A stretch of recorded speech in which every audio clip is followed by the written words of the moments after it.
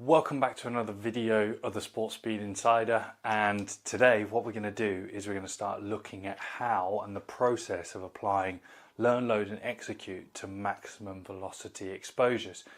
We know the name of the game is to improve top speed for a lot of athletes, and inside the sports speed system we do prioritize top speed as a metric that serves as a really good indicator to capacity to withstand demands of sport, considering that it's the highest, most taxing general quality that we can develop with our athletes. So keeping that in mind, then what do we have to consider with regards to the development of maximum velocity? Well, first and foremost, this is where the system comes into its own. We have to identify speed age.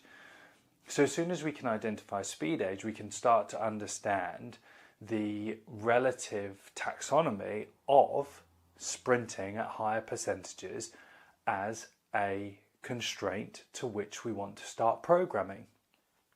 So, it sounds like a lot, but it's not. We basically need to understand where on the curve of adaptation are they, and how suitable is maximum velocity sprinting for them before we even start to consider the technical demands. Because if we're just trying to run fast, that we're just going to lock up and technique's going to be corner flagged and almost blocked to create any form of real stimulus. So I want to take you through a couple of scenarios this week and look at how we can start to think about learn, load and execute for a given speed age. And predominantly most of your team sport athletes, they're going to be that learning to sprint. Like, I've never really met a team sport athlete, even the freakishly fast ones, that can't benefit from our initial reorientation shift, shifting away from 80% gym and 20% field to 80% field and 20% gym, because their bodies are just not prepared for it. So with that being said, I've got up our learn, our load and our execute, and we're going to just run through a couple of scenarios and a couple of tools and a couple of things that you could do in the next few minutes. So when you are considering, let's take a learn to sprint, let's take an athlete who is team sport athlete, maybe a senior level, and we are trying to develop top speed. So our first and foremost, this is where we will put in our long accels. Okay, the reason being, as we know, when we plot that long acceleration, we're trying to identify these zones to which we start to see the speed plateauing off. So that's why we gradually improve exposed to acceleration and higher speeds. So we can teach the athlete, the first thing they have to do is learn. They have to learn, and we know that we're focusing on prioritizing a step load. If you refer to the book, we're prioritizing a step load of contacts above or close to circa maximum, all right, of training max. Remember, that's 90% of peak, all right, is our max. So we're going to start to use that. Okay. You can get so far with applying the long acceleration principle, but again, it's only a learning tool, really. It's teaching the body how to operate. So when we start to consider, well, how do we load this? So the first thing that you do is you compound long accelerations, okay? And what that means is you increase the density of exposure. So from our initial sessions, and the learn, load, execute with regards to maximum velocity isn't as cyclic in nature, purely based on the demands. Like with acceleration, we can break down specific exercises and specialized strength and compound them, as we talked about. But with long acceleration, it becomes a bit more of a strategic approach over the course of session. So our first exposure would be to increase the step load at long acceleration. That's the way that we're going to load it, just to accumulate higher volumes of steps above. So we want to start at like 3 sets of 3 runs, which will give us about 12 to 16 contacts Okay, then we want to take that up to 20 contacts, 24 contacts, 30 contacts, above 80% of training max. And that's focusing on that zone. So that's one way of which you can load it.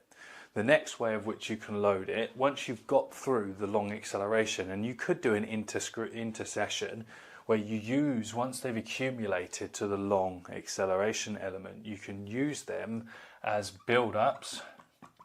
Okay, very simple build-ups at the end of your workout, your warm-up, sorry, to then identify the technique, okay, identify the technical constraint. Now what you'll find if you use the Sport Speed system, the first thing that you need to really focus on is frequency, it's turnover, because the way long accelerations work is they gradually build up, so they don't force fast turnovers, and we don't want to force fast leg speed with our athletes because they're just not built for it.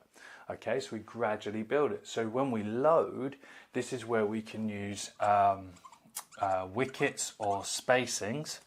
Okay, as a very simple guide. Now, rule of thumb: never run over them, always run in front of them. Okay, because so many times I'm not a big fan of encouraging, to step over the hurdle, because it really changes the way that you characterize gait, and it stops athletes from just running fast, and you just use them as guides. And actually what I have found is an athlete running side by side to a hurdle or a cone on the ground actually is enough of a cue, because seeing through the periphery, they're going to get those triggers and it's going to force them to turn over.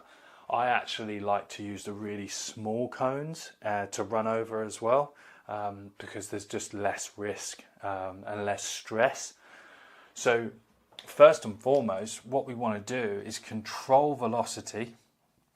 So we want to cap velocity at 80% of training max, which is 90% of max V, and we're determining maximum velocity of instantaneous GPS anyway, so it's very skewed. So it gives us a really nice training zone to accumulate reps. So we want to use frequency. So you're going to long excel for the first blocks, okay, because we have to slowly introduce learn, load, execute. Your long excel, your compound long excel, so you increase the amount of step load that you get.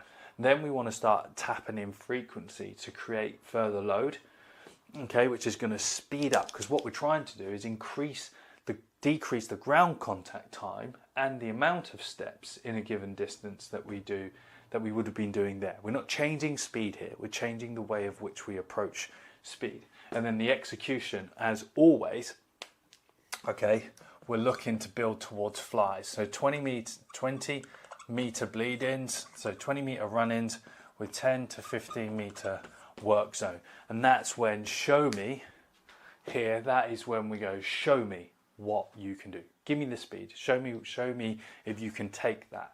And this is a really simple way for you to introduce, from a maximum velocity point of view, a programming consideration. I'm going to do my drills. We're going to be working from a technical model and reinforced by our actual running drills, so they could even come into your learn.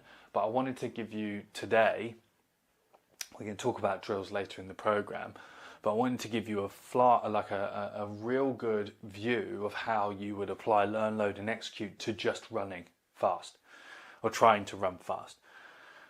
So in a workout, you could, if you have an athlete who, we've got learn to sprint, we've got an athlete that's training to sprint. So what that means is that we've used long acceleration and tapped out that the early acute response to speed training. Now we need to increase the magnitude of training effects. So I would do a couple of long accelerations at the end of the workout, the end of the warm-up, sorry. Then I would load it by using spacings, okay, to tap frequency or push stride length, okay, and we're going to touch on like the science of step length and stuff later on in the program. And then I'd be like, right, let's get the gates out, let's get you flying. And they're two real simple scenarios of which you can start to implement. And what I would say, the whole idea, think about this, right? The whole idea of using this is developing general speed.